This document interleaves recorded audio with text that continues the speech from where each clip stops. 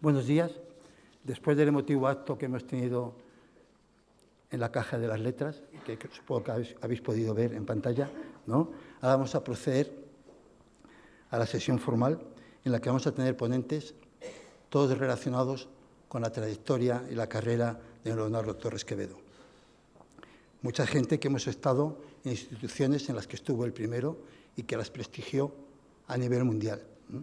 Algunos de los documentos que hemos ingresado son pues, el reconocimiento mundial del que el primer mando a distancia lo diseñó Leonardo Torres Quevedo, que creo que se probó en el estanque de Retiro, ante el rey Alfonso XIII.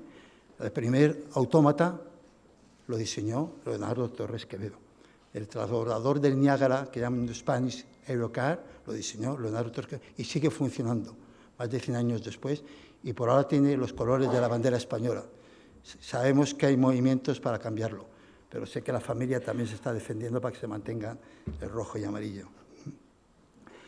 Tenemos muchísimos. Ahí está una pieza que procede del Museo Leonardo Torres Quevedo, que está en la Escuela de Ingenieros de Caminos, que recomiendo la visita, porque son los originales.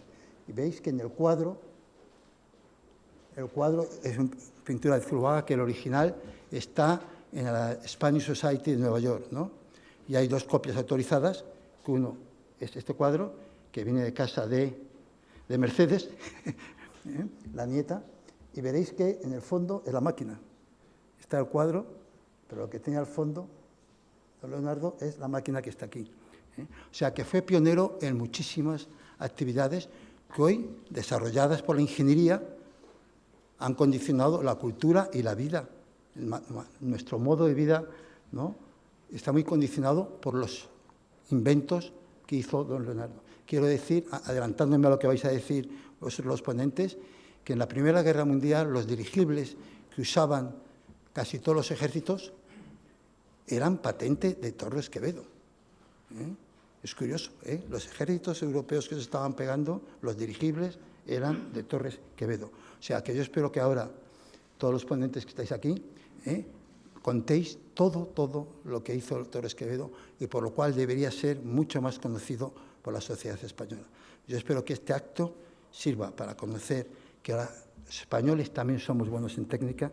No hay duda que en literatura, en poesía, querido director, sí que somos los mejores, pero es que en ingeniería también lo somos, para que no lo vendemos, y tenemos que empezar a venderlo. Yo espero que hoy ha sido el primer ingeniero. Sí que hay algún científico ya en la Caja de las Letras, incluso tenemos una científica por ahí, María Vallet, que sí que se introdujeron sus documentos, ahí está Marita, es académica de ingeniería, que también se introdujo. Pero yo creo que a partir de ahora, de acuerdo, por supuesto, con el Instituto Cervantes, vamos a ver a otros ingenieros españoles que han tenido peso en el mundo. Y así podemos cambiar un poco la imagen que tienen de España en el mundo. Muchísimas gracias, director. Me ha gustado mucho lo que has dicho. Creo que lo habéis visto todo, ¿no? Pero me ha gustado mucho. Y ahora ya doy paso a los ponentes. Nuestro primer ponente va a ser don Guillermo Cisneros, rector de la Universidad Politécnica de Madrid. Guillermo.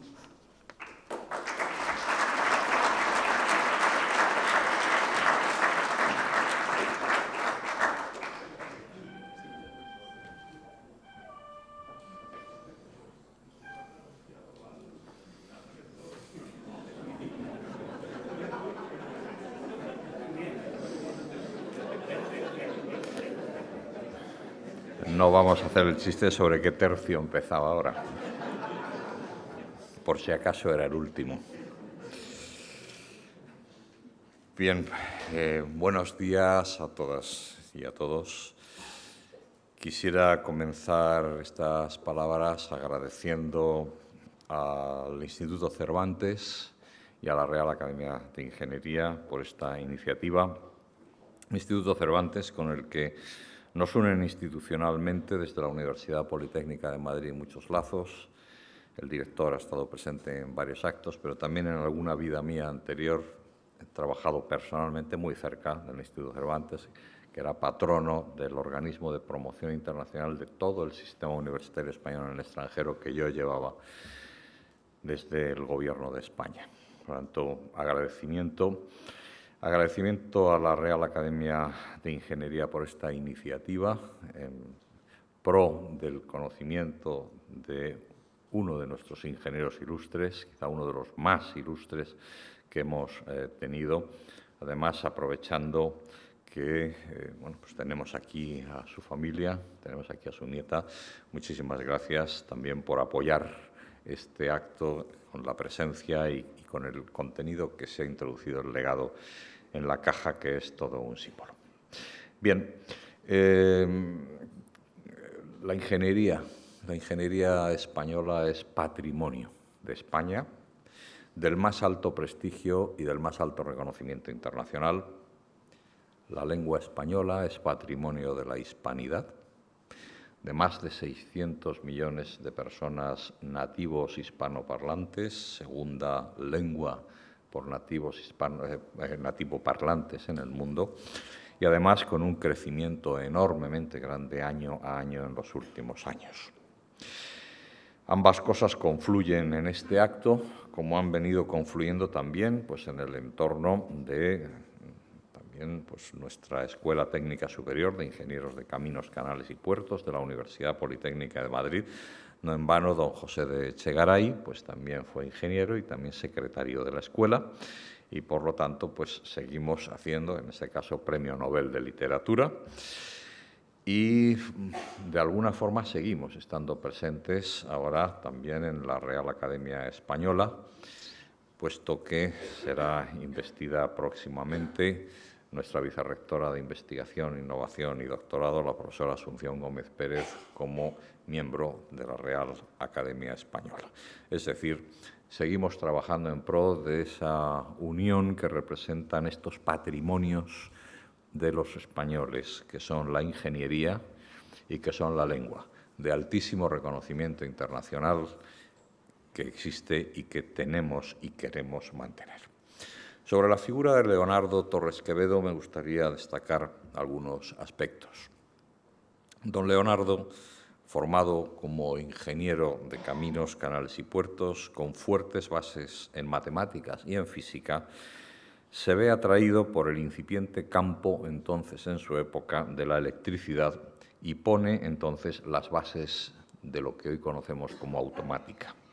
Trabaja en proyectos, primero con el capitán Quindelán, y más adelante con Emilio Herrera Linares, creador y director, por cierto, primer director de lo que pasó después a ser nuestra primera Escuela Técnica Superior de Ingenieros Aeronáuticos, hoy Escuela Técnica Superior de Ingeniería Aeronáutica y del Espacio. Lo hizo en el desarrollo de los dirigibles Astra Torres primero y en la creación del Hispania más adelante, primer dirigible que estaba pensado para atravesar el Atlántico desde España. Alguna mención a ello acaba de hacer nuestro presidente de la Real Academia de Ingeniería sobre las patentes en el tema de los dirigibles por parte de don Leonardo Torres Quevedo. Desarrolla el telequino, el primer mando a distancia, milestone reconocido por el Instituto de Ingenieros Eléctricos y Electrónicos de los Estados Unidos. También acaba de ser introducido en la caja uno de los libros al respecto. Trabaja en el desarrollo de transbordadores y otros elementos que todavía siguen vivos, como hemos tenido la oportunidad de comprobar y también se ha dicho. Desarrolla el ajedrecista, considerada como el primer videojuego, también el aritmómetro, referente como máquina de cálculo con un dispositivo de entrada de comandos, con una unidad de procesamiento y con registros de valores, un sistema de listones, poleas, agujas, escobillas, electroimanes y conmutadores, y un dispositivo de salida, de nuevo una máquina de escribir. En los últimos años, don Leonardo pone especial esfuerzo en la creación y mejora de dispositivos aplicables en la educación. La formación básica en ingeniería, la estructura piramidal de los estudios en nuestras escuelas es precisamente lo que permite a nuestros ingenieros reinventarse con el paso de los años y adaptarse a esta realidad tecnológica pluridisciplinar, multidisciplinar, como lo era don Leonardo, y que evoluciona actualmente a velocidad de vértigo. Don Leonardo Torres Quevedo es el ingeniero español más reconocido a nivel mundial. Don Leonardo fue elegido por Google como referente mundial y tuvimos el honor de albergar en nuestra Escuela Técnica Superior de Ingenieros de Telecomunicación el evento de presentación mundial de este hito, donde contamos con su figura, la que estaba expuesta en el Museo de Cera durante unos días. Además, albergamos en la Universidad Politécnica de Madrid también el Museo Torres Quevedo, en este caso en la Escuela Técnica Superior de Ingenieros de Caminos, Canales y Puertos, algunas de cuyas piezas precisamente fueron utilizadas en este evento al que me acabo de referir de la presentación mundial. Don Leonardo Torres Quevedo desarrolló su obra y colaboró a nivel internacional en proyectos y con las principales academias. Lo que a principios del siglo XX podía verse como un hecho excepcional, un ingeniero español trabajando en proyectos por todo el mundo, hoy es la realidad de nuestras principales empresas de infraestructuras que desarrollan cerca de un 80% de su trabajo ganando licitaciones fuera de España y poniendo al frente de ellas a ingenieros españoles. Don Leonardo Torres Quevedo es el prototipo del trabajo de un ingeniero. Es un referente para nuestros estudiantes. Es una figura que a lo mejor visibilizamos poco o no lo sabemos hacer bien. A veces este pecado lo hacemos patente y sabemos que existe y tratamos de corregirlo, pero nuestro presidente de la Real Academia de Ingeniería efectivamente lo dice muchas veces, que no lo sabemos hacer bien y lo tenemos que hacer mejor. Quizás la figura de don Leonardo nos podría ayudar a destacar la singularidad que ofrecen las enseñanzas de ingeniería y el trabajo de nuestras escuelas de ingenieros frente al trabajo en facultades de ciencias. Quizá nos podríamos apoyar en él para trasladar a los organismos evaluadores y acreditadores, y esto es una cuestión muy de actualidad, actualmente además con proyectos de reales decretos en el Ministerio de Universidades, trasladar, por lo tanto, a los organismos evaluadores y acreditadores que la ingeniería se tiene que enseñar por los que hacen, no por los que cuentan cómo se debería o podría hacer, sin perjuicio de un ecosistema que debe convivir en las escuelas de ingenieros. Pero, por supuesto, hay que enseñar ingeniería por quienes las hacen, por quienes saben comunicar aquello que significa la responsabilidad en la que incurren los ingenieros, que son responsables de vidas humanas, que son responsables de servicios a la ciudadanía. Ha de saberse que la ingeniería es aportar soluciones a problemas para resolverlos, que la ingeniería ha transformado y sigue siendo palanca transformadora de nuestra sociedad, buscando la mejora de las condiciones y de la calidad de vida de las ciudadanas y de los ciudadanos. Ha de hacerse saber que la ingeniería lleva agua, lleva energía a los pueblos, que a través de esto llega la sanidad, llega la educación, llega también el ocio, llegan muchas cosas. Ha de saberse que la ingeniería, y solo la buena ingeniería, nos va a permitir conservar nuestro planeta a la vez que convivimos en una sociedad que cada vez sea más justa, sociedad mejor educada, sociedad más sana, sin dejarnos a nadie atrás. Muchísimas gracias, querido Leonardo Torres Quevedo, por tu ejemplo. Muchas gracias a todos.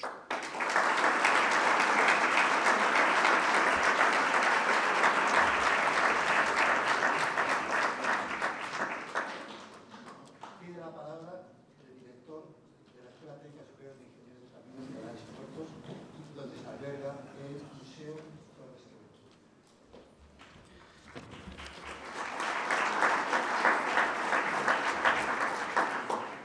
Muchas gracias. En primer lugar, el agradecimiento al Instituto Cervantes y a la Real Academia de Ingeniería. Para la escuela es un honor poder acompañarles hoy en esta ceremonia y una especial ilusión compartirla con la familia de Leonardo Torres Quevedo. Es la segunda vez en una semana que hablo detrás de mi rector, con lo cual es muy difícil que no me repita. Voy a intentar ser rápido e ir quizá a otro punto de vista, ¿no? A los aspectos, si quieren, un poco más personales. Yo no soy la persona, desde luego, aquí hay gente que sabe mucho más sobre Leonardo Torres Quevedo que yo, pero a mí siempre me ha impresionado una cosa, y es cuando te acercas a un genio del nivel de Leonardo Torres Quevedo, pues yo creo que el mecanismo de defensa que tenemos los que somos mucho más normalitos es pensar, dice, bueno, este es un señor que es un genio en su área y en el resto de facetas de su vida pues va un poco más renqueante, ¿no? Te imaginas a un sabio distraído, fuera del mundo, pues incapaz de mantener una familia, de relacionarse fácilmente con los demás, ¿no? Y no es verdad, ¿no? Cuando te acercas a la figura, a la persona de Leonardo Torres Quevedo, pues es todo lo contrario, ¿no? Es un genio sin discusión en lo que hacía, pero a la vez es una persona pues tremendamente equilibrada, con un enorme sentido común, capaz de estar plenamente en los debates de su tiempo, capaz de crear una familia extraordinaria a su alrededor y cuidarla, ¿no? Estamos hablando de una persona que es fiel a sus raíces, fiel a su familia y fiel a su escuela, ¿no? Desde el punto de vista de la escuela, pues yo creo que Leonardo Torres Quevedo solo ejerció como ingeniero de caminos una parte relativamente pequeña de su vida, pero sin embargo estuvo siempre ligado a su escuela y manteniendo un cariño muy especial con ella, ¿no? Eso hace que yo tengo el honor de dirigir una escuela donde han estudiado presidentes de gobierno, como ha dicho el rector, un premio Nobel, algunos de los mejores empresarios del país, pero les puedo asegurar que las dos figuras que nosotros tenemos diariamente con una presencia muy fuerte en la escuela, pues yo diría que son Agustín de Betancourt y Leonardo Torres Quevedo, ¿no? Lo son porque tenemos ahí un museo, una joya, nosotros lo consideramos nuestro tesoro, ¿no? Y al cual, desde luego, les invito el día que quieran a visitar, porque desde luego que merece la pena. Nosotros consideramos que es uno de los mejores museos de ingeniería que hay en el mundo ahora mismo. Y luego también, pues, una cosa que nos hace especial ilusión es que, oye, siempre nos encontramos que hay algún Torres Quevedo estudiando en la escuela, ¿no? O sea, que el legado de Torres Quevedo está vivo, ¿no? Y por eso me hace tanta ilusión que esté aquí también la familia hoy con nosotros. Nada más, yo quería trasladarles que para nosotros es el ejemplo de lo que es un ingeniero de la escuela. Por supuesto, un genio, sí, un genio, pero a la vez una persona tremendamente equilibrada, con un sentido común extraordinario, que de verdad estaba metida en su tiempo, en los debates de su tiempo y que cuidaba a su familia, ¿no? Y eso es un poco el ejemplo que para nosotros sigue perviviendo en la escuela. Muchas gracias a todos.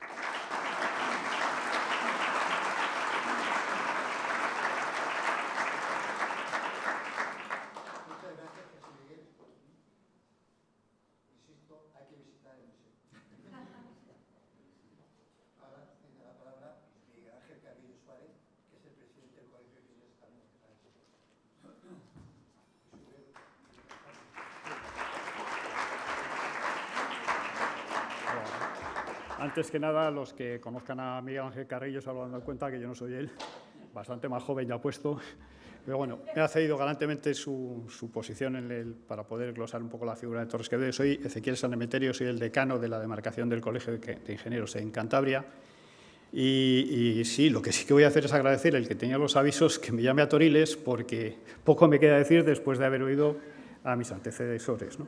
Entonces, lo que sí que quiero es aprovechar un poquito para dar las gracias, no al Instituto y a la Real Academia, por supuesto, sino a los dos, Francisco González, de Posada y Redondo, que conozco su trayectoria y el esfuerzo enorme que han venido haciendo durante todos estos años para glosar la figura y que sea reconocido como debe la figura de Leonardo Torres Quevedo.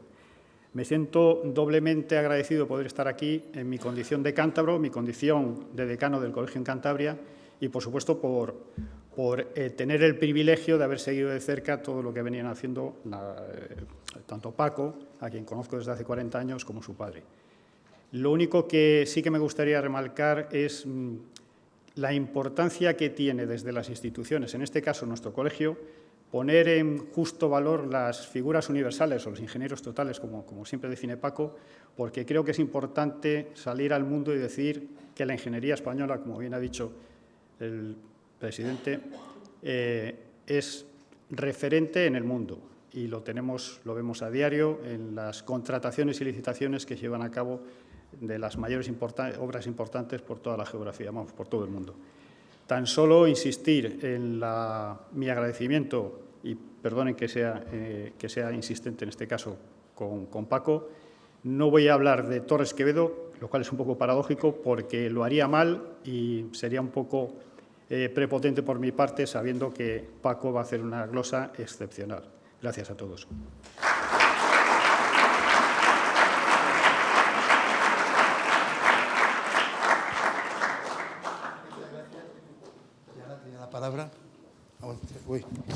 Tiene la palabra José Triguero Rodrigo, que es el presidente del Instituto de la Ingeniería de España, que agrupa a todos los ingenieros.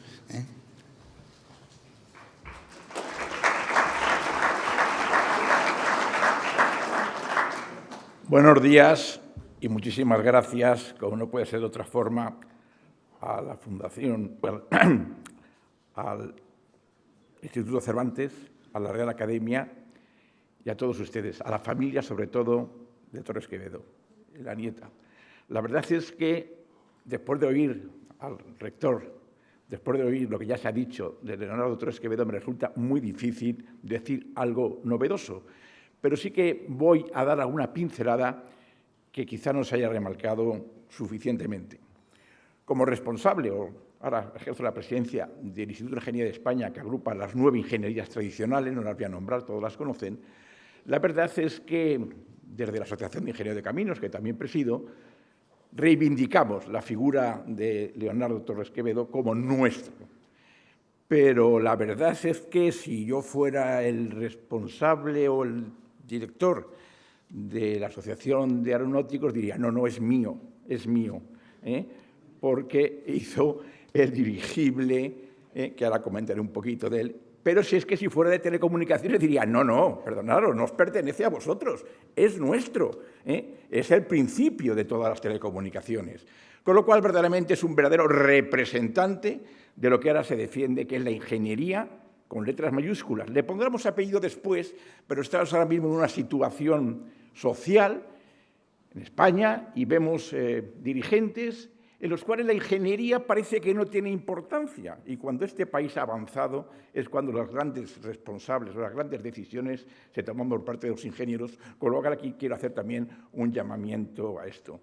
Y también habíais decidido, antes habíais hablado de Francisco González Posada, y la verdad es que voy a hacer un pequeño apunte. Se lo dije a él personalmente en el Instituto de Ingeniería de España porque esta jornada ya se ha celebrado un homenaje a Torres Quevedo del Instituto de la Ingeniería y le dije, la verdad, muchas gracias, Paco. Nos has hecho hombres a los ingenieros de caminos que te sufrimos, te padecimos y te queremos ahora. Porque aprobar los fundamentos era, vamos, como diría yo, o sea, en la vida no puede pasarte algo peor. Una vez que has aprobado los fundamentos, cualquier cosa que te pase, sabes que eres capaz de superarlo. Muchas gracias, Paco, por tus enseñanzas. Bueno, esto es el seguimiento de don Leonardo Torres Quevedo, porque las cosas no vienen de la noche a la mañana sin más. La verdad es que empezó a trabajar o empezó a ver cómo era la ingeniería con su padre, que estaba dirigiendo los ferrocarriles en el norte de España. Cuando terminó sus estudios, verdaderamente también él empezó a trabajar en ferrocarriles, pero había habido una cosa que me ha llamado mucho de su vida, el compromiso. El compromiso. Todos los ingenieros tenemos que comprometernos. ¿Y el compromiso en qué lo remarco? Pues mire, en que dejó los estudios los dejó en la Escuela de Caminos, para ir a defender Bilbao, de voluntario, nadie le reclutó para irse. Se fue a defender Bilbao en las guerras carlistas. Terminó las guerras carlistas, acabó el asedio de Bilbao y volvió a estudiar. Otro aspecto que querría hablar, se ha hablado de los transbordadores, el transbordador de Niágara, que es el famoso transbordador, pero quizá es digno de reseñar que el primer transbordador que hizo no era mecánico, era con tracción animal. Se llamaba el transbordador Portolín, que iba tirado por vacas y iba con una silla. La gente montaba en la silla y salvaba, me parece que era, si no me equivoco, un desnivel de 40 metros en una longitud de 200 metros.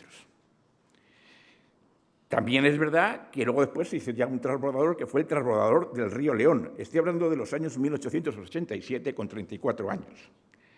En el año 1907 hizo el primer transbordador apto para el transporte público de personas en el monte Ullía, en San Sebastián.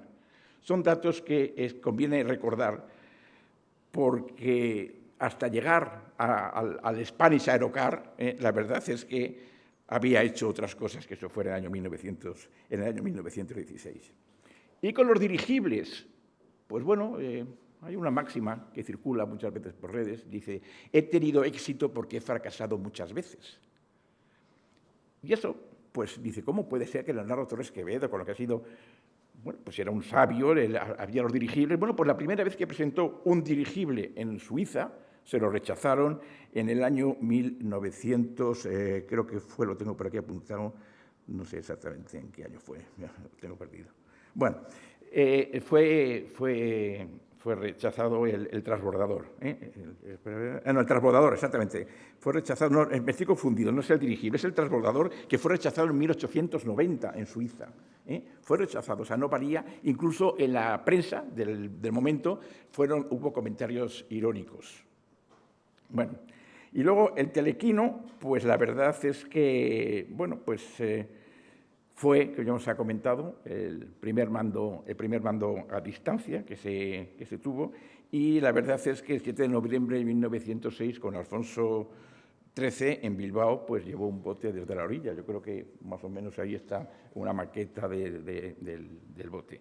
En fin, yo no me voy a extender más, solamente que también colaboró y ayudó mucho en el tema de la pedagogía, en el tema patentes de las máquinas de escribir, 3 patentes o 4 patentes de máquinas de escribir, y a mí me llama mucho la atención también el puntero, que vemos el puntero proyectable. La verdad es que en vez de señalar con el puntero, fue el láser, ¿no? El puntero láser el primero que también trabajó en ello.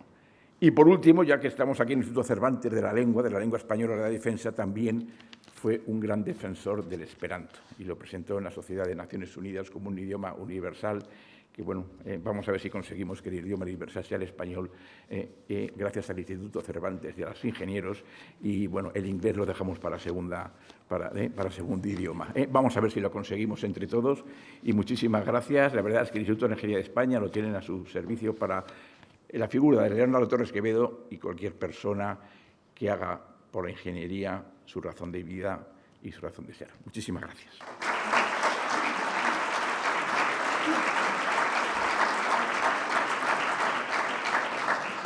Muchas gracias, Pepe. Ya pasamos a la conferencia magistral sobre don Leonardo Torres Quevedo, ingeniero total y académico de la Española. Será pronunciada por Francisco González Redondo, profesor titular de Historia de la Ciencia de la Facultad de Educación de la Universidad Complutense de Madrid. Paco. Muchas gracias, Antonio.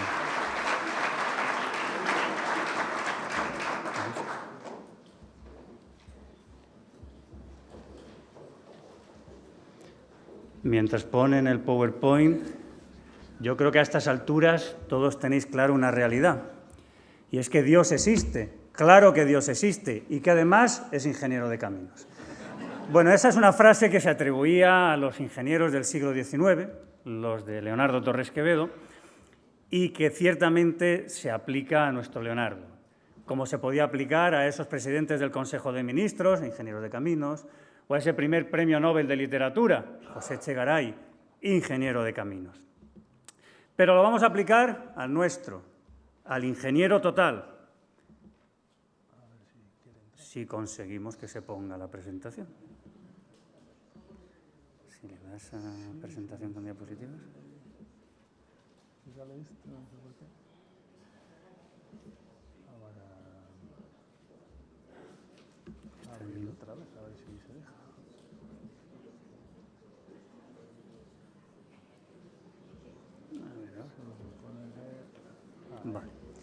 Así que vamos con ello. Leonardo Torres Quevedo, ingeniero de caminos. Se ha mencionado su padre. Efectivamente, tiene dos referentes.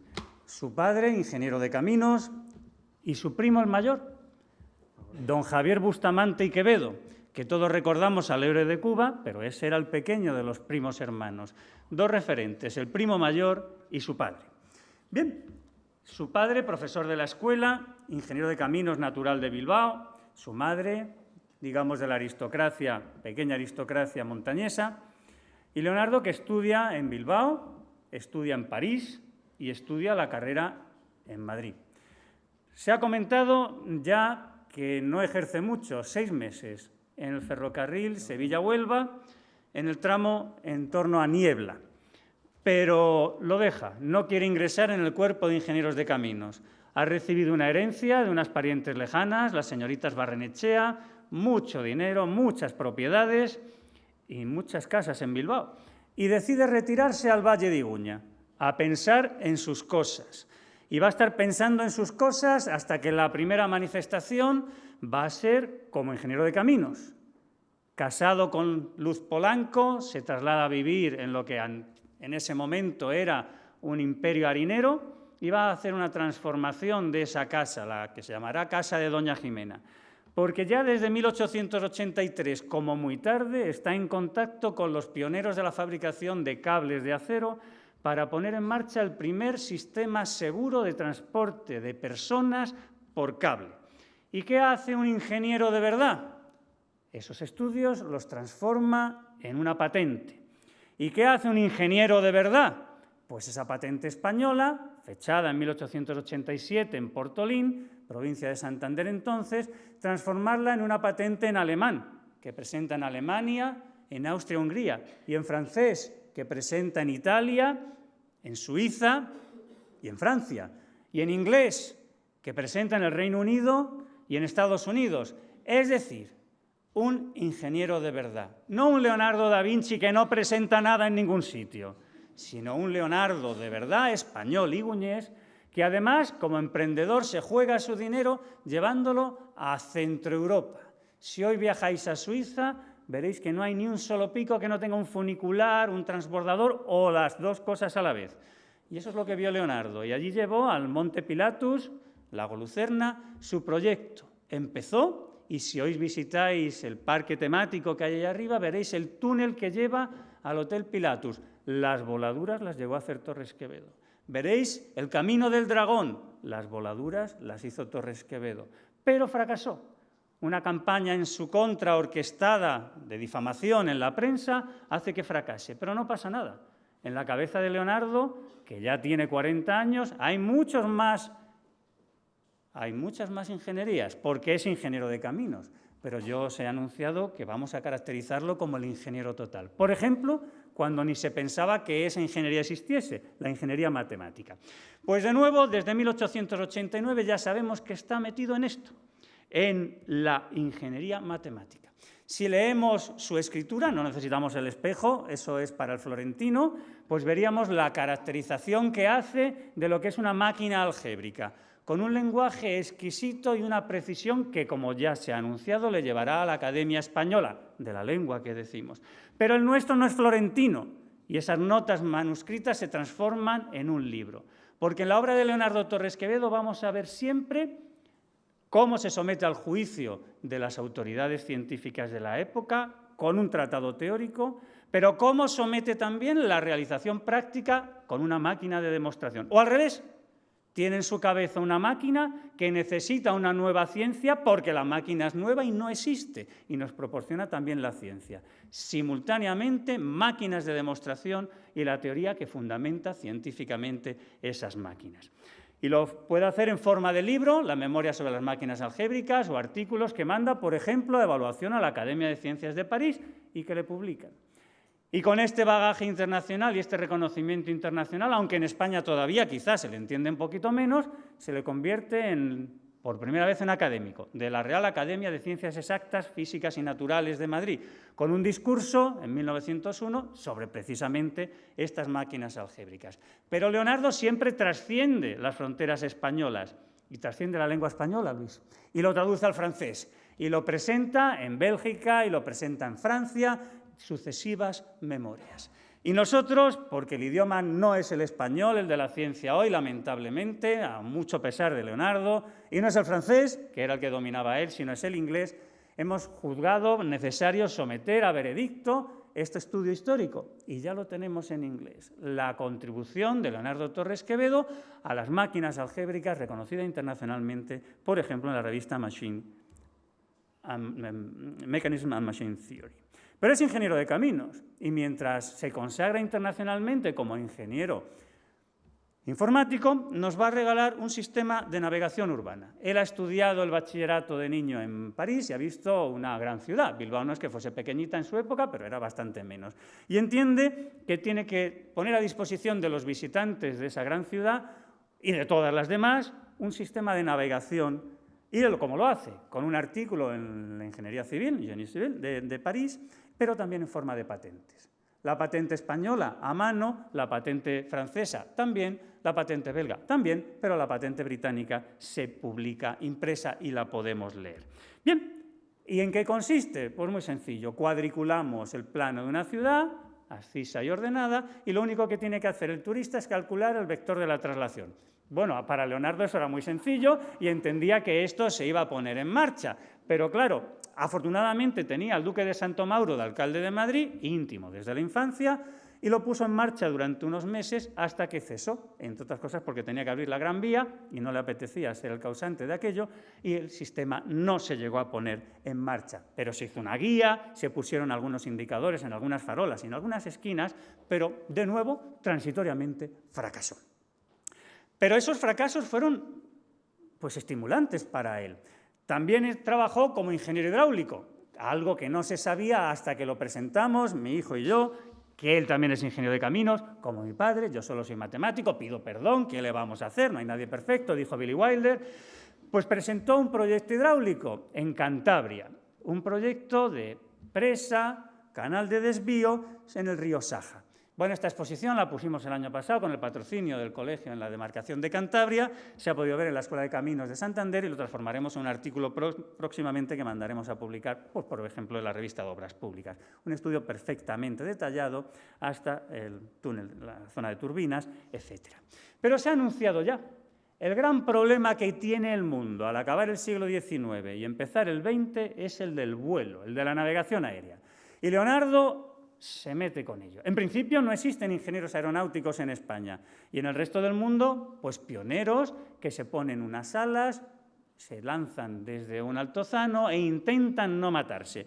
Pero también, aparte de ese sistema, existen los globos a los que intentamos ponerles dirección, timones y una forma ausada para que puedan entrar en el aire a las velocidades que se necesitan. Bien, y hay dos sistemas, el de Zeppelin, el que todo el mundo conoce, y el de Santos-Dumont en Francia. El de Zeppelin es muy alemán, va a conservar la forma con una estructura metálica y dentro bolsas independientes de hidrógeno, timones, barquillas, motores, etc. Desde luego es estable de forma, pero es rígido. No se puede inflar ni desinflar y en caso de impacto ya sabemos, porque lo hemos visto en el cine, qué le puede pasar.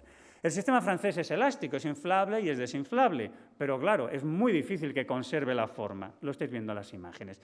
Y Leonardo dice, pero qué brutos son los otros y qué flojos son los de más allá.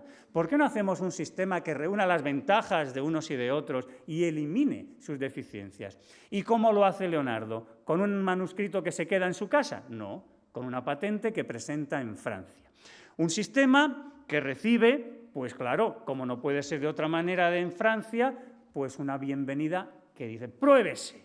¿Por qué? Pues porque ha concebido un sistema autorrígido. Simplemente con elementos de cuerda que permiten que se infle y se desinfle, cuando inflamos el dirigible, esa viga interior de sección triangular hecha prioritariamente de cuerdas se autorrigidiza.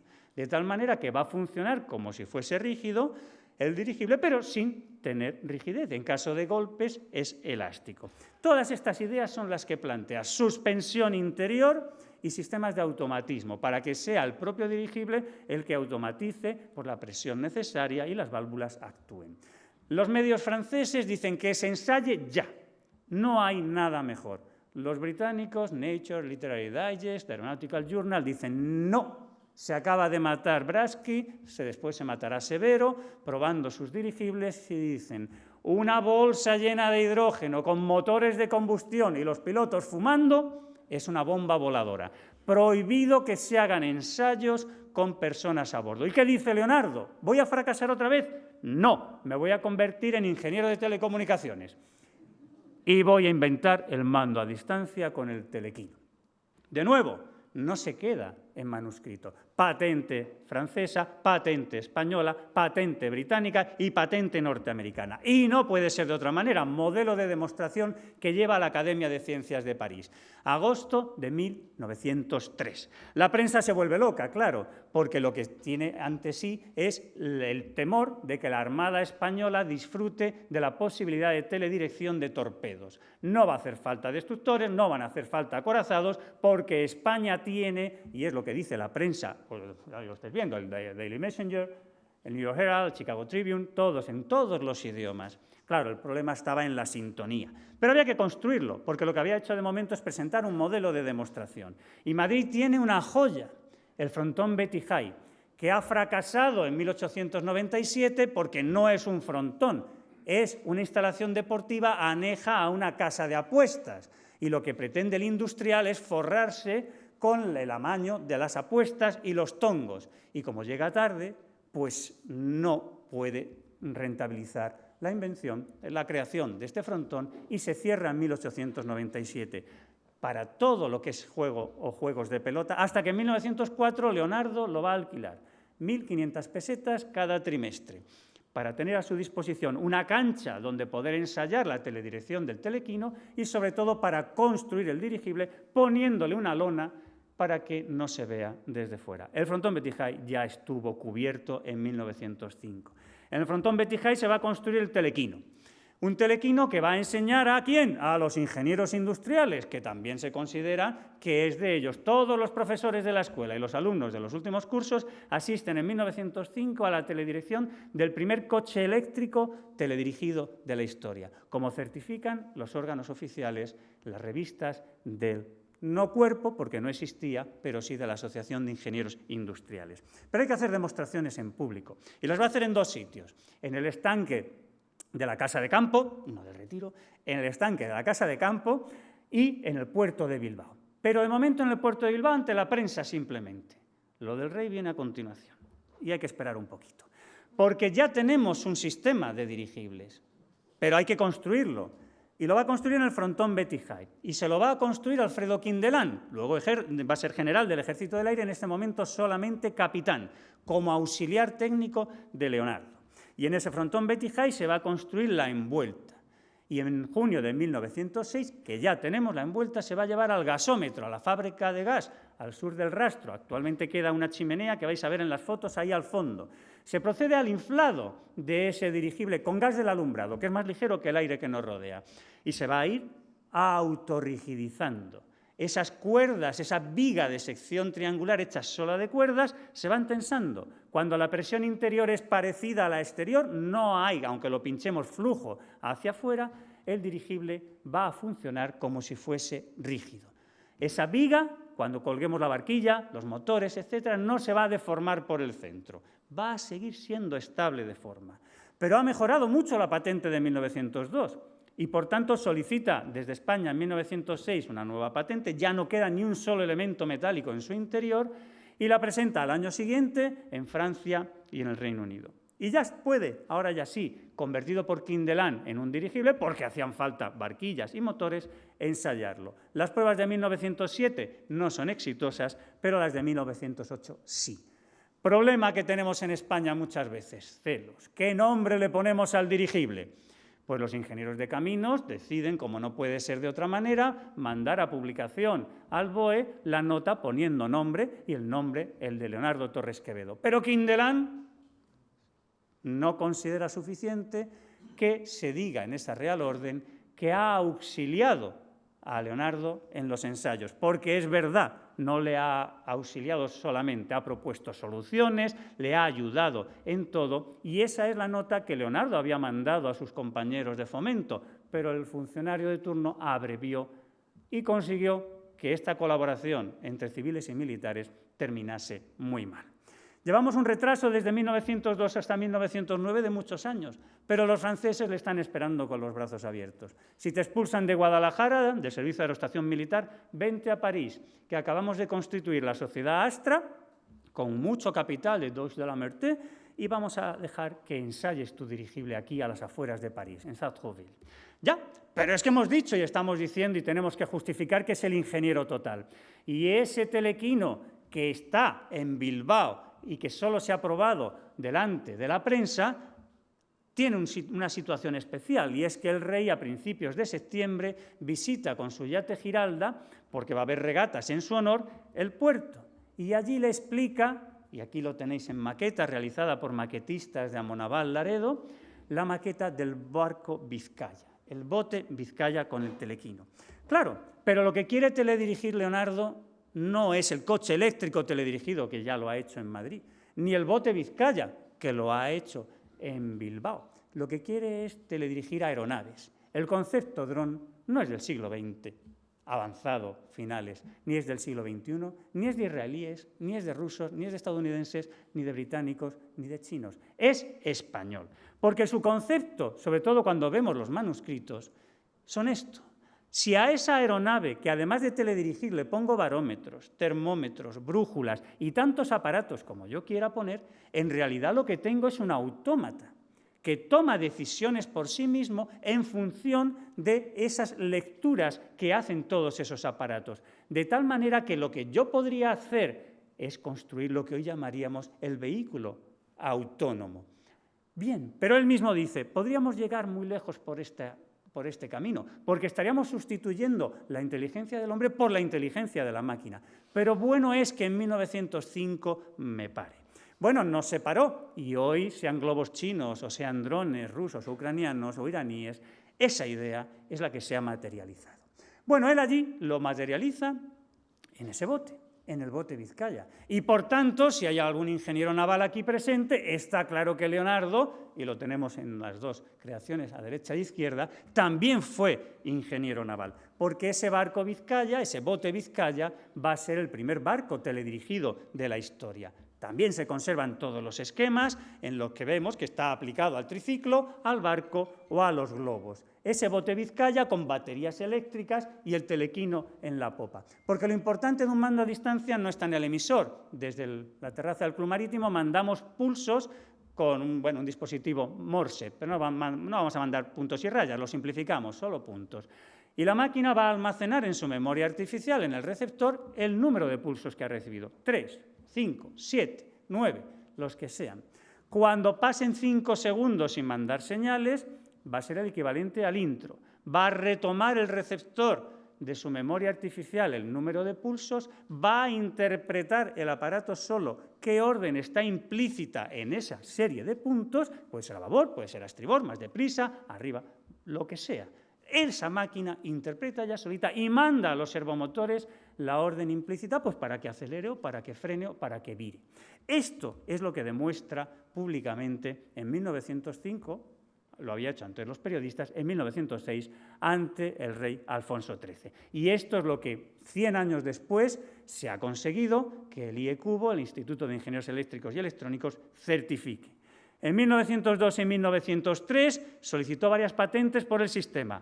Con el telequino, Leonardo Torres Quevedo estableció los principios operacionales del moderno sistema de control remoto sin cables. Ni Tesla ni ninguno, el nuestro, Leonardo. Pero claro, este éxito mundial, porque no os he traído todas las notas de prensa que destacaban esta magna invención, va a hacer que Leonardo reciba algo muy singular y que le haga desarrollar su tarea también como ingeniero industrial.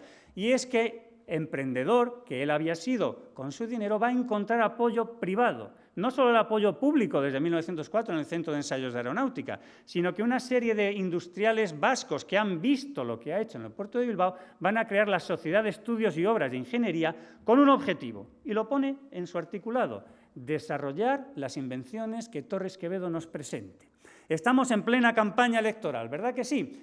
tienen mucho movimiento en el Congreso y en el Senado. Pues Leonardo quería simplificar tareas y la primera invención que va a desarrollar desde esta Sociedad de Estudios y Obras de Ingeniería es una máquina para copiar en el Congreso y en el Senado discursos, sin tener que utilizar taquígrafos. Se construyó, se probó, era exitosísima, pero acababa con todo un gremio, el de las taquígrafas, y por eso no se desarrolló. Pero lo que sí se va a desarrollar es el sueño fracasado de Leonardo. 1887, fracaso después en Suiza, faltaba poner en marcha el primer teleférico para personas.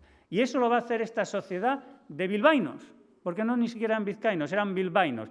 Y aunque a los de Bilbao no se les presume mucho sentido del humor, algo debía haber, porque decidieron poner el primer transbordador para personas del mundo no encima de la ría, en Bilbao, sino en San Sebastián, en el Monte Ulia, contra los guipuchis. Y allí Torres Quevedo desarrolló, perfeccionó ese sistema ensayado en Portolín, sobre el río León, que es el que podemos leer en la patente, de tal manera que ese sistema de 6 cables soportes autotensionados con un contrapeso para determinar la tensión que vaya a no depender de la posición de la barquilla a lo largo del recorrido, se va a construir. Y el 30 de septiembre de 1907 se inaugura el primer teleférico para personas del mundo. Pero diréis, no, esto es que lo dice Paco porque le gusta presumir de Torres Quevedo. Sí, pero lo dice ya toda la historiografía, a base de conferencias, a base de artículos del profesor González de Posada y los que hemos ido escribiendo, ya en las enciclopedias sobre el transporte por cable en alemán se recoge esta realidad. Y cuando vemos capítulo 17, el transporte por cable de personas, pues vemos que sí, que en una feria en no sé dónde, había un carril. No. El momento de nacimiento del teleférico moderno es el 30 de septiembre de 1907. Luis, en alemán, pero lo estamos diciendo ahora en español. Claro, pero habíamos avanzado, que era ingeniero de muchas cosas, y entre otras cosas ingeniero informático, porque en 1910 el Gobierno de España manda una delegación presidida por la infanta Isabel, la chata, a conmemorar el grito de independencia de Argentina. Les llevó un poquito más de tiempo y muchos muertos, ya lo sabemos, pero bueno, se conmemora en 1910 y así sucesivamente. Y allí va Leonardo, representando al Gobierno de España y a la Real Academia de Ciencias Exactas, Físicas y Naturales. Y lleva 2 ideas. La primera, la que nos ha reunido aquí, la Unión Internacional Hispanoamericana de Bibliografía y Tecnología Científicas. Estaba en el sentir de esa España en regeneración, de ese comienzo de la Edad de Plata, que fue el primer tercio del siglo XX, la idea de la convergencia. Y nos habíamos ido apartando durante muchos siglos de esa europeización. Claro, y esa europeidad.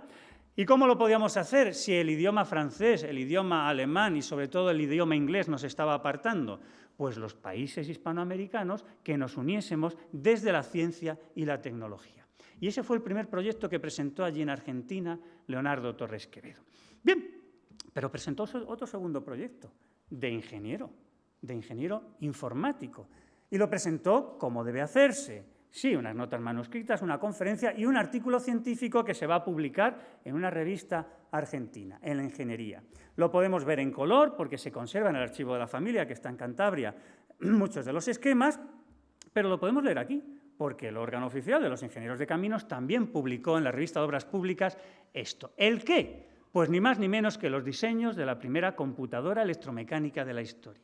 En aquella conferencia en Buenos Aires expuso algunas consideraciones generales sobre los procedimientos de automatización mecánica que permiten sustituir con frecuencia al trabajo inteligente del obrero el trabajo puramente mecánico de una máquina. Manifesté haber llegado al convencimiento de que es posible construir un autómata que ejecute una serie determinada de cálculos, por complicados que sean, sin auxilio de operador ninguno, de tal forma que baste inscribir los datos para que el autómata calcule e imprima, si se quiere, los resultados.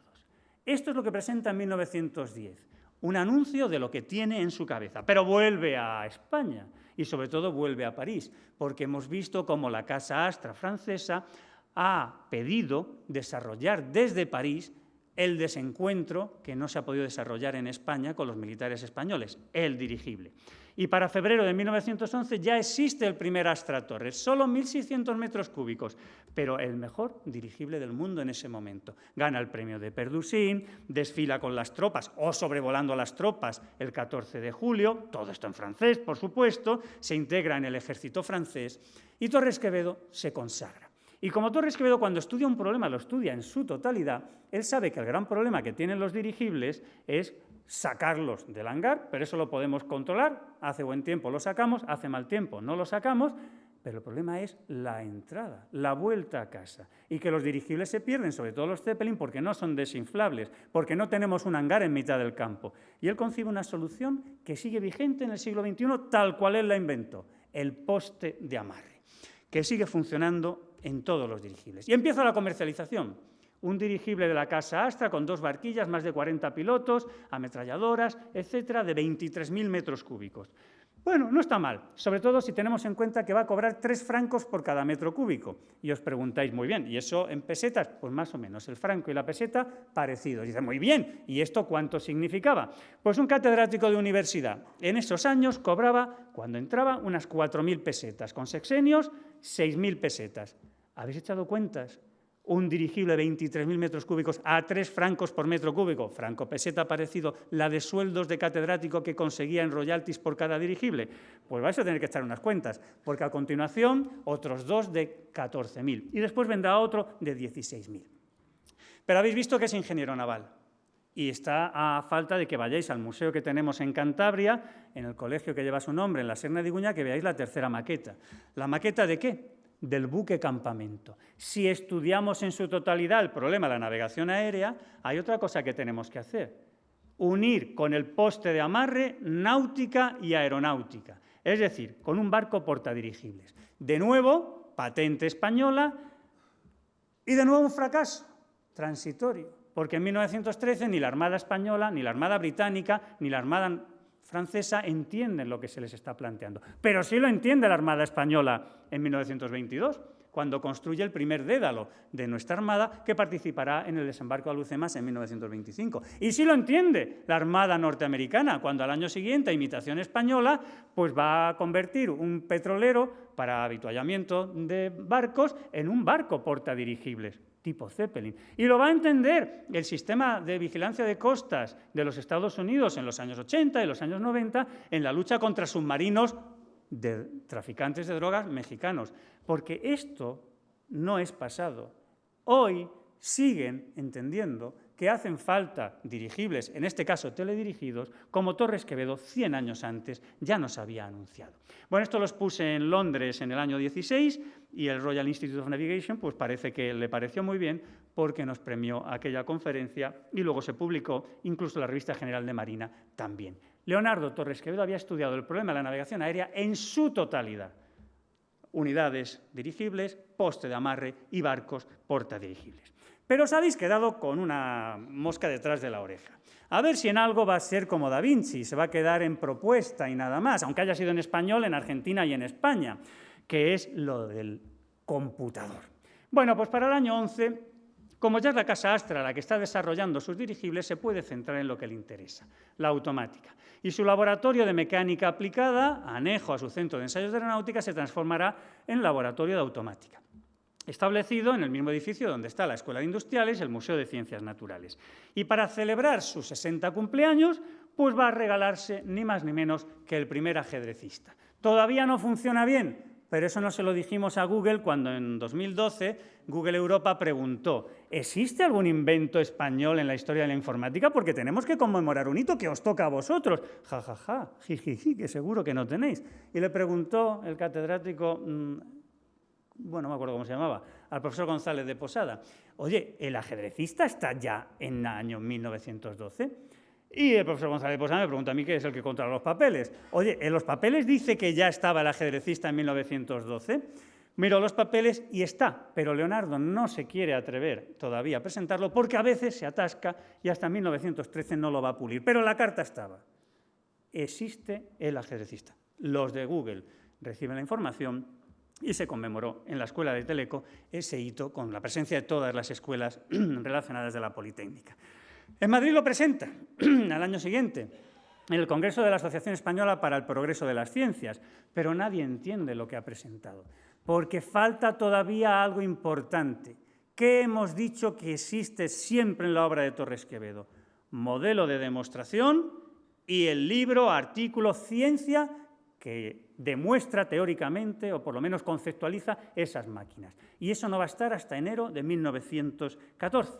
Los ensayos sobre automática, su definición y extensión teórica de sus aplicaciones, donde todas estas máquinas van a recibir ese entramado, esa fundamentación teórica que necesitan. Y ahora ya sí podemos entender, porque aquí, en estos ensayos, que se leen de una manera extraordinaria y por eso ingresará en la Academia de Ciencias de la Academia Española, por la precisión con la que expresa los conceptos científicos, va a centrarse en esa idea que había presentado en Argentina. Las máquinas analíticas, el computador, donde había fracasado Babbage con tecnología mecánica, va a triunfar Leonardo, teóricamente, con tecnología electromecánica, para fundamentar el qué. Pues los autómatas. Los autómatas deberán tener sentidos, termómetros, brújulas, etc. Los autómatas deberán tener miembros, las máquinas que ejecuten. Los autómatas deberán tener energía suficiente, pero sobre todo se necesita, y este es el principal objeto de la automática, que los autómatas tengan discernimiento. ¿A qué os suena la palabra discernimiento con toda su belleza? Hoy lo llamamos inteligencia artificial, ¿verdad? Que puedan en cada momento, teniendo en cuenta las impresiones que reciben y también las que han recibido y han memorizado en su memoria artificial, ellos solitos ordenar la operación deseada. Es necesario que los autómatas imiten a los seres vivos, pero no como los autómatas mecánicos del siglo XVIII, XIX, de Vaucanson y demás, que siempre hacen lo mismo, no, sino que ejecuten sus actos con arreglo a las impresiones que reciben o las que hayan recibido y adaptan ellos solos su conducta a las circunstancias. Lo que el profesor González de Posada llamó la obra maestra de la ciencia española. Bien, pues ya tenemos tratado teórico, ya podemos presentar donde hay que hacerlo de verdad y lo van a entender en París el ajedrecista. Y ahora sí se va a entender lo que ha presentado, porque la portada de Le Matin dice ni más ni menos, un autómata que sabe jugar al ajedrez. Se puede concebir la construcción de autómatas que, a imitación de los seres vivos, adapten su conducta a las circunstancias. Pero no estáis leyendo estas frases, ¿verdad que no? Estáis leyendo la que aparece en grande en francés, ya lo siento, Luis, está en la parte de arriba, pero lo hemos metido en la caja en español, edición trilingüe, español, inglés y francés. La máquina puede realizar el trabajo cerebral del hombre. Por eso estamos en esta casa, para que en español no se nos olvide, porque al año siguiente Scientific American lo dice en inglés cuando traslada todas estas consideraciones que estaban en francés a este número monográfico en noviembre del año 15. Torres y sus destacados dispositivos automáticos sustituirá mediante máquinas a la mente humana. Esto es la consagración mundial en francés y en inglés del pionero de todo ese mundo que hoy llamamos informática. Pero es ingeniero aeronáutico. Y los británicos también van a comprar dirigibles de los construidos en Francia. Y además, con un éxito total, se acabaron los fracasos, porque va a batir el récord mundial de velocidad, como van a certificar el Real Aeroclub británico y el Aeroclub de Francia. 83,2 kilómetros por hora, 124 con el viento a favor, pero claro, eso no se podía homologar. Y está ya la Primera Guerra Mundial. Y los británicos solo tienen un dirigible, el de Torres Quevedo, el hasta Torres 14. Todos los demás son inútiles y se ponen a comprar como locos dirigibles del sistema Torres Quevedo, de hasta 11.000 metros cúbicos, por 3 francos cada metro cúbico. ¿Cuántos sueldos de catedrático? Pero piden uno más pequeñito. Eso le atribuimos eso a los chinos, ¿verdad? Compramos uno pequeñito, lo despiezamos y empezamos a copiarlo sin pagarle un chelín a Leonardo. Más de 30 dirigibles de la serie Coastal, que van a controlar todas las costas británicas y van a anular las acciones de los submarinos alemanes. Pero nos hace falta el Mar del Norte y nos hace falta controlar la salida de la flota alemana. Así que vamos a crear los Mar del Norte, los North Sea, de más de 10.000 metros cúbicos que pueden volar 2 días, 3 días, alternando tripulaciones. Y entre medias, otra serie, los Coastal Star, de unos 5.000, 6.000 metros cúbicos. Y empezamos a comercializar y se los vendemos a Francia, porque como no le pagamos royalties a Leonardo, pues podemos vendérselo incluso a los franceses. Y se lo vendemos a los rusos. ¿Os suena Sebastopol, verdad? Pues en esa base de Sebastopol, en Crimea, hoy ocupada, bueno, desde hace un tiempo, por los rusos, hubo 4 dirigibles del sistema Torres-Quevedo vendidos desde el Reino Unido. Y Estados Unidos, que entra en la guerra en el año 17, también compró otro dirigible del sistema Torres-Quevedo. Claro, le quitó el 13 inmediatamente y le puso un 14, porque no van a volar con ese número. La Casa Astra francesa fue exquisita y siempre reconoció la obra de Torres-Quevedo. Y en el archivo familiar se conservan las cartas donde vienen los pagos metro cúbico por metro cúbico. 62.400 francos, 80.400 francos. Reduce durante la guerra, le servirá para obtener el premio Parville y la Legión de Honor, sus royalties a 1,5 y aún así otros 50.000 francos. Y la Armada francesa no va a ser la única, porque los americanos también van a comprar dirigibles del sistema Torres-Quevedo y van a funcionar en una base en Paimbeuf. Sí, todo esto ya se conoce. Y se conoce porque, perdón otra vez Luis, en inglés, lo hemos contado en numerosísimas ocasiones y lo hemos publicado en revistas británicas y norteamericanas, para que se reconozca algo que los españoles tenemos todavía casi que leer en francés o en inglés y ver en las portadas de todos los libros que hablan de los dirigibles en la Primera Guerra Mundial, sean franceses, sean británicos, que una de las claves de la victoria de los aliados fue anular a los submarinos alemanes que estaban estrangulando el aprovisionamiento desde América y el aprovisionamiento de la Europa continental desde las Islas Británicas. Pues todo eso se acabó con los dirigibles del sistema Torres-Quevedo. Y todos los libros nos dicen que ni un solo submarino alemán se atrevió a atacar un convoy, no a hundirlo, sino a atacar un convoy si veían que estaban protegidos por dirigibles prioritariamente del sistema Torres-Quevedo. Este es nuestro ingeniero total, pero es ingeniero de caminos. Y ese transbordador que había fracasado en Suiza, y que Torres-Quevedo dijo, esperadme, 20 años después en Monteulia, se clona y se lleva a Niagara, porque esos industriales bilbaínos deciden crear una empresa española en Canadá. Proyecto español, ingeniero español, dinero español, empresa española, construcción española, ingeniero constructor español, Gonzalo, el hijo de Leonardo, administrador español, explotación comercial española. A mí esto me suena de hace más de 100 años, ¿verdad? Bueno, pues eso es lo que se inaugura el 8 de agosto de 1916, que podemos ver cómo la bandera de España nunca estuvo entre las que orlaron, acompañaron esa inauguración, pero que hoy, espero que por mucho tiempo, pues adorna todo ese Niagara Spanish Aerocar que han cambiado de nombre y ahora simplemente el Whirlpool, el aerocarro del Niágara.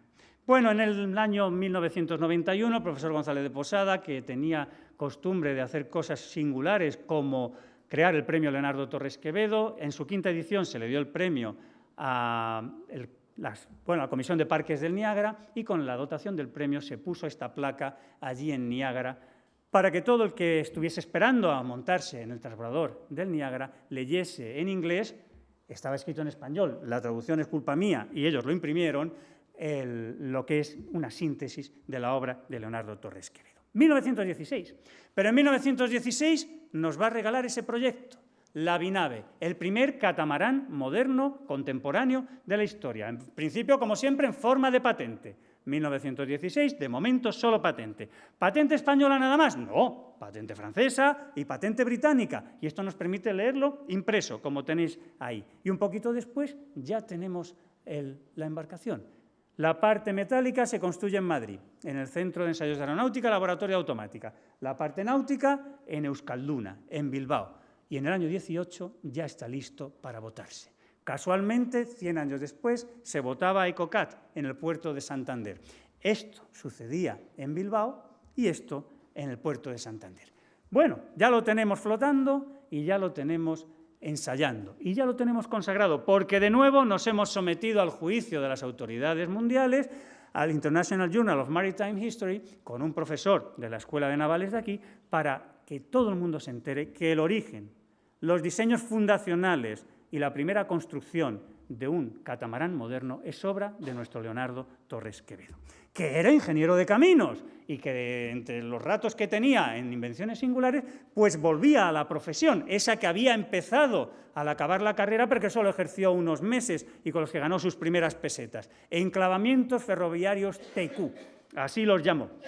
Así los llamó él, en la patente española que veis ahí. Bueno, el sistema no era especialmente novedoso, no aplicaba todavía a sistemas de automatización, pero los tenemos patentados y últimamente descubrí que también se pusieron en marcha en una de las líneas de nombre extrañísimo que unía dos localidades españolas y que efectivamente funcionó durante un tiempo. Pero también sabemos que tenía en su mente sistemas de automatización, porque en el archivo de la familia se conservan notas manuscritas sobre esos intentos. Bien, pero estamos en 1920, estamos en el Instituto Cervantes y tenemos a Leonardo haciendo algo que, bueno, no en esto fue el primero, porque el padre de don Antonio ya fue académico de ciencias, después fue académico de ciencias y también fue académico de la Española. Pero Leonardo, en ese año 20, va a conseguir el reconocimiento de las letras. Ese proyecto de 1910 va a resucitar. Ese intento, porque ha pasado la Primera Guerra Mundial y si en el año 1910 la lengua española en el ámbito científico-tecnológico estaba fuera de juego, al acabar la Primera Guerra Mundial, un país que había permanecido neutral, que no era vencedor, estaba todavía mucho más fuera de todos los círculos de la ciencia y la tecnología. Y había que intentar, como fuese, reflotarnos. Y esa fue la tarea que hizo la Real Academia Española, hacer académico a Leonardo y resucitar esa unión internacional. Su discurso lo tenéis en uno de los libros que hemos metido en la caja, el que publicamos el año pasado, y efectivamente en noviembre del año, en noviembre la prensa nos cuenta como el 31 de octubre Leonardo ingresó en la Academia. ¿Y qué pasó aquí? ¿Qué pasó con ese diccionario? Pues empezó a publicar las primeras voces de la letra A. En 1926, en presencia del rey Alfonso XIII, se presentó el primer cuadernillo. Unos cuantos años después, el segundo, el tercero y hasta el cuarto cuadernillo. Pero no se llegó a completar la letra A. Y desde la Academia Española, el diccionario quedó inconcluso. Lo retomarían Julio Palacios y otros después, pero también hasta 1983 no se conseguiría que la Academia de Ciencias, no ya la Academia Española, publicase un primer vocabulario científico-tecnológico. La Real Academia de la Ingeniería está en esa tarea. Pero estábamos en 1910 y una promesa de Leonardo, el computador. Y eso es lo que va a hacer en 1920. Va a presentar la primera demostración de eso que había dicho que se podía construir, un computador electromecánico. Va a aprovechar la conmemoración del centenario del aritmómetro mecánico de Tomás de Colmar. Sumas, restas, multiplicaciones, divisiones, hechos con tecnología mecánica. Y lo que va a hacer Leonardo es ejemplificar la posibilidad de construir el ordenador completo, la máquina analítica total. Lo llamará máquina analítica los ensayos y lo demostrará prácticamente con el aritmómetro electromecánico. A la derecha, el teclado, el órgano con el que vamos a introducir los datos. También es la impresora, el órgano de salida. A la izquierda, pues unidad de proceso, etc. Desde el teclado mandamos las operaciones que queremos que realice la máquina. La máquina las va memorizando en su memoria artificial. Cuando queremos que las ejecute, le damos al espaciador, el equivalente al intro. La máquina retoma desde esa memoria todas las operaciones, las órdenes que le hemos querido dar, realiza todas las operaciones y ella sola manda a la impresora el resultado. ¿Es el primer ordenador completo de la historia? No, todavía no. Pero si se quiere escribir la historia de la computación, la historia de la informática, la historia del ordenador, por ejemplo, cuando se construye en Francia y nos dan el cuadro general en esa gran exposición del año 90 de las máquinas que sustituirían en algún momento y de alguna manera la capacidad intelectual del humano, pues vemos el camino que lleva hasta el ordenador. ¿Lo estáis viendo? No digáis mentiras, que está muy pequeñito. Lo ponemos más grande. Y ahí lo tenemos. En el camino hacia el ordenador tenemos Babbage y su fracaso. Tenemos en los años 40 ENIAC y Mark I. ¿Y qué tenemos entre medias? El aritmómetro electromecánico de Leonardo Torres Quevedo. Estamos en 2023 y no se nos puede pasar conmemorar un centenario. el 28 de junio de 1923, Leonardo presentó su segundo ajedrecista en el Congreso de la Asociación Española para el Progreso de las Ciencias en Salamanca. Aquí ya el autómata no solo piensa y nos da el jaque mate, sino que también habla. Le ha incorporado un gramófono, le ha incorporado un disco, nos anuncia los jaques y nos da el jaque mate. Yo creo que el último jaque mate que dio fue al entonces joven y no emérito rey Juan Carlos. La cara que se le quedó al pobre, pero daba lo mismo ser rey que ser plebeyo, ibas a perder de la misma manera, y la felicidad de los que sabían lo que iba a pasar. Sí, y esto fue lo que conmemoró Google en 2012, el centenario del primer ajedrecista, que luego amplió y que no vamos a enmendar. Convirtió ni más ni menos que Google en su blog oficial en el primer computer game. No videojuego, porque no había inventado Torres Quevedo la televisión, pero sí juego de ordenador, que es lo que ha pasado desde esa gran fiesta que se hizo en Teleco a la historia. Pero hacía falta otro reconocimiento. Y eso es lo que hicimos hace 1 año y medio, el profesor González de Posada, el profesor Hernando, doctor por la Universidad Politécnica de Madrid, y yo, sometiendo a juicio de los Annals of the History of Computing que Leonardo Torres Quevedo había sido el pionero de la computación, de la automática y de la inteligencia artificial. Y poniendo en el resumen, que podéis leer, el resto es de pago si no estáis en una universidad que tenga acceso, que hay padres perdidos de la informática, que hay pioneros desconocidos de la historia de la computación y que de entre todos ellos el primer bochorno que tenían que tener era que ninguno de ellos sabía que Leonardo, el nuestro, había sido el pionero de todos ellos. Bueno, pues conseguimos que pasasen todos los filtros y el artículo tiene el doble de páginas que los artículos normales publicados en esa revista. Ya está reconocido nuestro Leonardo, también en inglés, Luis. ¿Qué le vamos a hacer? Es el idioma en el que nos tenemos que comunicar para que nos reconozcan como el pionero de todos estos campos tan en boga. Bien, tenemos que ir aproximándonos al final, porque fue ingeniero aeronáutico, sí, el primero, junto con Juan de la Cierva, porque esa escuela de aerotecnia que creó Emilio Herrera en los años 20 dio los 2 primeros títulos a Leonardo y a Juan de la Cierva, obviamente. Ya vendrán después los nuevos jovencitos creyéndose que se merecen un título, pero que se comparen con los 2 pioneros. Y a lo largo de ese siglo XX, Leonardo siguió ganando dinero, vendiéndole a los japoneses que se estaban preparando para la siguiente guerra el último dirigible por el que cobró royalties. Os podéis verlo ahí, 32.000. Pero todos necesitáis, cuando vais a la playa, que haya una lancha Zodiac de la Cruz Roja por si acaso, ¿verdad? Bueno, pues esas lanchas fueron un descubrimiento de un ingeniero aeronáutico que estaba haciendo dirigibles del sistema Torres Quevedo en los años 30 y que con los retales de esas lonas, de esas envueltas, decidió llenarlas de un gas, el que nos rodea, que flotase en el agua, que no necesitamos que flotase en el aire. Y eso fue el origen de las lanchas Zodiac, los retales de las envueltas de los dirigibles de Torres Quevedo. Y siguieron construyendo dirigibles del sistema Torres Quevedo hasta los años 70. Este catamarán aéreo doblemente trilobulado y teledirigido, uniendo todas las invenciones de Torres Quevedo, el catamarán, el dirigible, el telequino, fue muy importante para lo que os voy a contar ahora. Porque todos los dirigibles que se construyen en el siglo XX y los que se siguen construyendo en el siglo XXI, de heredar soluciones de alguien, son de Torres Quevedo. Hasta Zeppelin NT, nuevas tecnologías en Friedrichshafen, los dirigibles que construyen no tienen nada del barón Zeppelin y sí soluciones de Torres Quevedo, como la suspensión interior que veis ahí. Porque si eso pasaba en Guadalajara en 1907, más de 100 años después, esto pasaba a las afueras de París, porque Voliris seguía construyendo dirigibles del sistema Torres Quevedo. Pero lo más importante es esto, que es de actualidad absoluta. En el año 10 saca el Pentágono a concurso más de 500 millones de dólares, un megadirigible para llevar a Vietnam, para que esté flotando durante una semana a 4.000 metros de altura, fuera del alcance de los talibanes, y con 3 o 4 toneladas de equipos de teledetección sea capaz de mapear todo el territorio. Sale ese concurso y se lo gana Hybrid Vehicles, una empresa británica, en consorcio con Northrop Grumman, proveedor habitual del Pentágono. Y ese dirigible se construye y se termina en 2012. Obama va a decidir la vuelta de las tropas paulatinas y, por tanto, ese dirigible que se ha construido y ha volado en Estados Unidos no volará en Afganistán. Pero os he enseñado este, ¿verdad que sí? Bueno, en 2012 yo estoy de sabático en Londres y The Airship Heritage Trust me invita a dar una conferencia en Carrington donde se habían puesto en marcha los dirigibles británicos.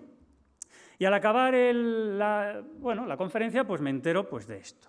Francisco estaba intrigado por la afirmación que hicisteis sobre las batallas legales que tuvieron lugar en Estados Unidos y cómo sus fotos de los dirigibles de Torres Quevedo ayudaron a Roger. Ahora os diré quién es. Bueno, yo no sé muy bien qué es lo que pasó ahí, la historia completa no la conozco. Lo que sí sé es que a Roger estuvieron a punto de extraditarlo de Estados Unidos y me gustaría que le contaseis a Francisco qué es lo que pasó. Bien, Roger Munck era el ingeniero británico que había diseñado ese dirigible que iba a ir a Afganistán y efectivamente estuvo a punto de ser extraditado porque Lockheed Martin los denunció por infracción de patentes.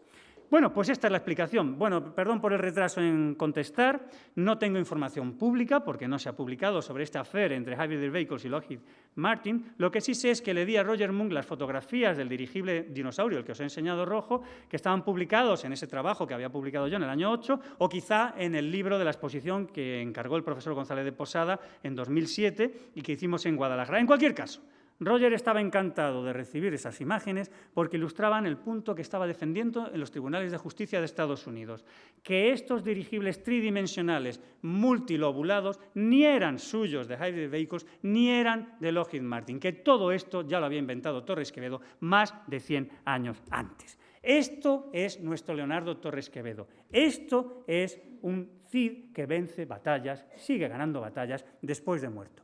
Ese dirigible voló en Estados Unidos. Y la misma empresa que tuvo 500, que fueron 700 o 800 millones de dólares para construirlo, lo compró porque ya no servía para nada allí y se lo trajo al Reino Unido, a Carrington, en 2017. Y es de suma actualidad porque una empresa española con dinero español ha encargado 10 dirigibles a una empresa británica. No parece que haya ni un solo ingeniero español que vaya a colaborar. No parece que con este dinero español de Nostrum vaya ni una sola empresa española a colaborar. Yo creo que estamos a tiempo, hay unos cuantos ingenieros aquí, para que tomen riendas. Y si el dinero español va a permitir construir 10 dirigibles, como veis aquí, de este tipo, Airlander 10, pues que participemos de alguna manera. Bueno, esto lo he contado en el diario Montañés y lo he dicho suavemente. Por lo menos que el nombre de la primera unidad lleve el nombre de nuestro Leonardo. Y ahora ya sí que tenemos que terminar. Esto sucedía durante la Primera Guerra Mundial. Esto estaba sucediendo a las afueras de Kiev en 2013. Un consorcio ruso-ucraniano seguía construyendo dirigibles del sistema Torres Quevedo. Esto sucedía en el norte de África en la Primera Guerra Mundial, porque allí también operaron los dirigibles de Torres Quevedo. Ese dirigible ruso-ucraniano ya no es ruso-ucraniano, es solo ruso y está a las afueras de Moscú, en ruso, hablando de nuestro Leonardo. Pero yo se lo pregunto al presidente de la Sociedad Aeronáutica Rusa por email en inglés. Y le digo, estoy buscando más información sobre este dirigible, porque a mí me parece que se parece mucho a todos estos que hemos visto en imágenes, a los británicos, a los franceses. Escueto. Estimado colega, encuentra adjunto el material sobre este dirigible, claro que ahora hemos rebautizado y que efectivamente, como es obvio, hemos utilizado los principios de Torres Quevedo ampliamente en su construcción. Sí, en 2016 podíamos seguir viendo cómo ese transbordador seguía funcionando. Y hoy, en 2023, podemos seguir viendo que sigue funcionando y que seguirá funcionando todo el tiempo que haga falta. Porque tenemos una pregunta que hacer, que la voy a hacer en español, pero que se hizo en francés. 1930, Figaro, Maurice Docan. ¿Acaso no deberíamos considerar a Leonardo Torres Quevedo el más prodigioso inventor de su tiempo?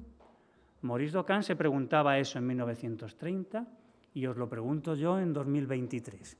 La pregunta os la hago yo, pero la respuesta está en vuestras manos. Muchas gracias.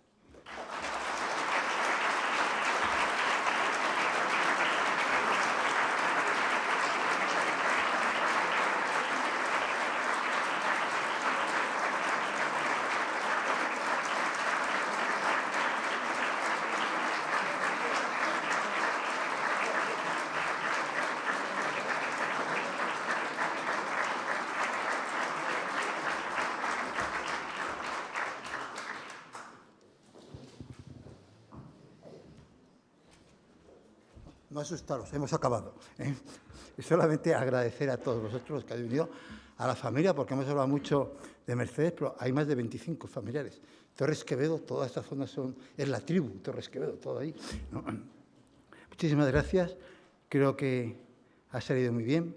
Hemos demostrado que la ingeniería española tiene nivel mundial y tenemos algunos otros personajes que, hablando con el director y con el Instituto Cervantes, vamos a intentar que dentro de unos meses traigamos aquí otras figuras insignes de la ingeniería española.